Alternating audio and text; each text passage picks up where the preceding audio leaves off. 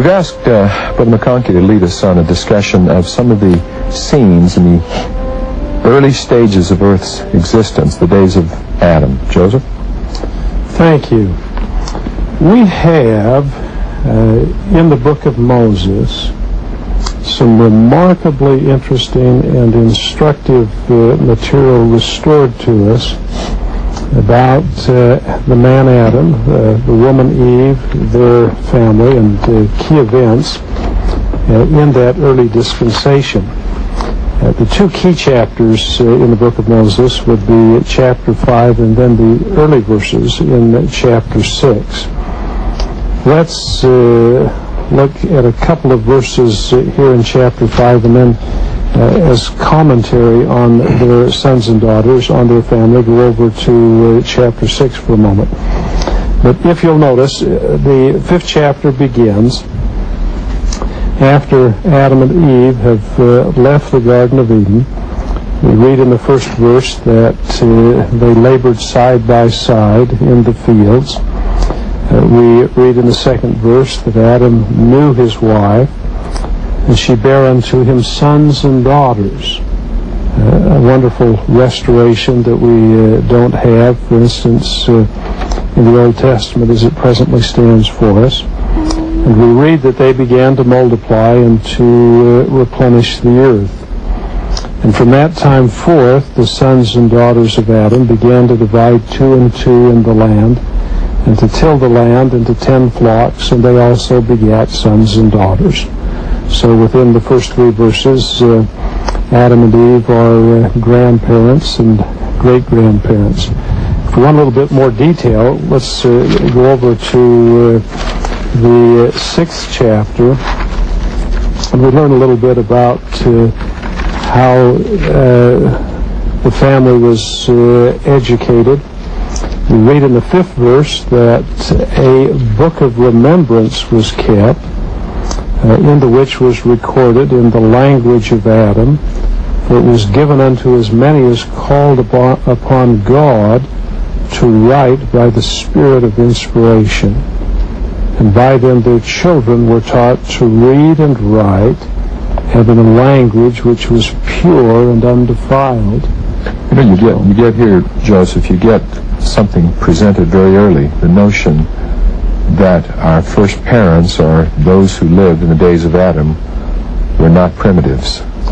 That is, we're prone to view history too often in a linear way in which we assume that everything that's back here is on a lower scale. Evolving. Everything is evolving. But what we really find here is these people are being taught by God. We would presume that was pretty good instruction.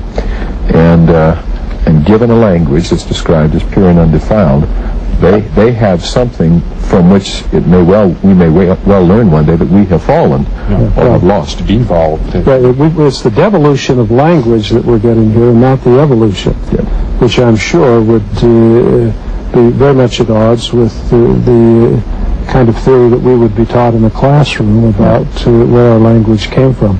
And yet, most ancient languages are considerably more complex grammatically than later languages. You do see a devolution there as well. Yeah.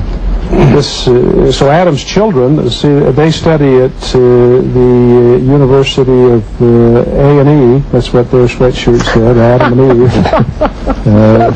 Professor Adam and Professor Eve. But yet the general ed requirements would be the 3 R's, reading, writing, and religion, I suppose. Yes. And revelation. And revelation.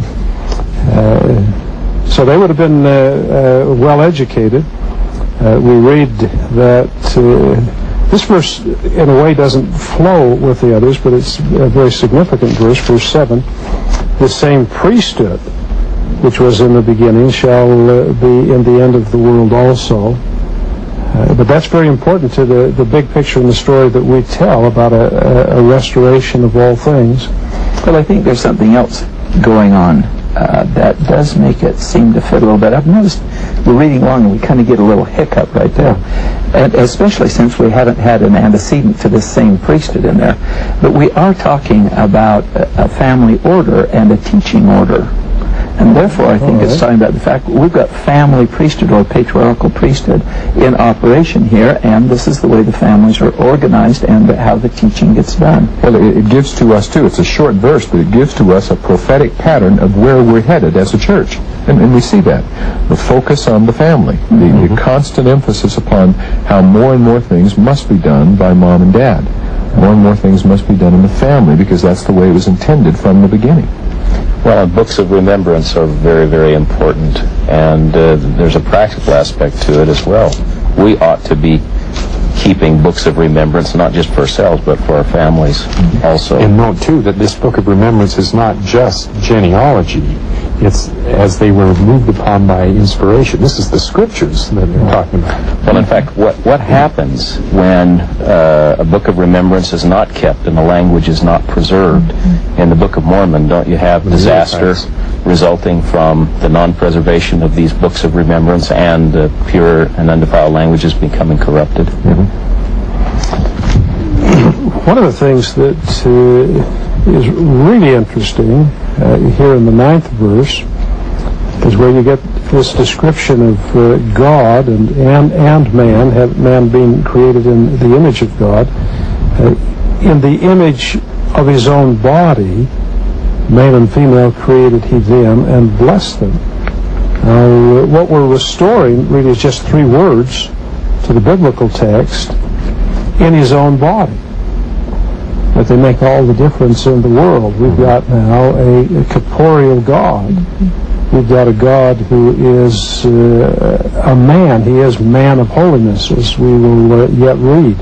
But I think it includes 2, male and female. Yes. Yeah. And so there's an implication there. That's and right. again, this is... we talk about the text where Adam leaves the Garden of Eden, where we're told, therefore will a man leave father and mother, cleave unto his wife and none else. Well, it's a little tough to leave father and mother unless you have one.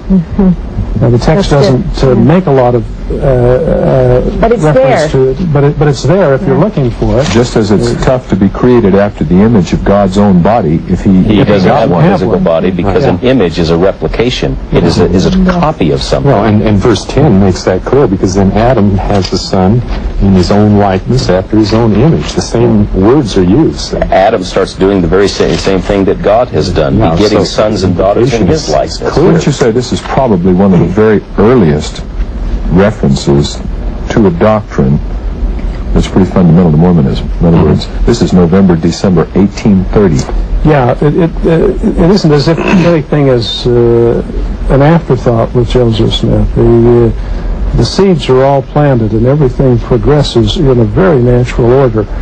The Book of Mormon makes a marvelous contribution to our understanding in that it defines resurrection for us and makes resurrection corporeal, something that is just law. You can read the Bible from Genesis to Revelation.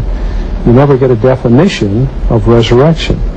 The Book of Mormon does that and makes it very clear that this is physical, this is tangible. You're getting body, inseparable union of body and spirit. The first thing that you do, I think, in apostasy would be to distort or lose the knowledge of God. You take from him his body, and you've changed the very nature of God. You place him in a different species than man. Yes, yes, and so when you've done that, that makes everything that's going to follow a figurative, metaphorical kind of thing instead of a literal thing. Including our resurrection. Yes. So here, when he's got a body, and these are children, when we read back here that a genealogy was kept of the children of God, we're reading something that is quite literal. If Brigham Young was telling you the story, he'd say, and a genealogy was kept of the grandchildren of God. You see. So we could actually, without much difficulty, we could have put together Adam's pedigree chart. Yeah. Sure. Well, it's done there in verse 22. This is the genealogy of the sons of Adam, who is the son of God.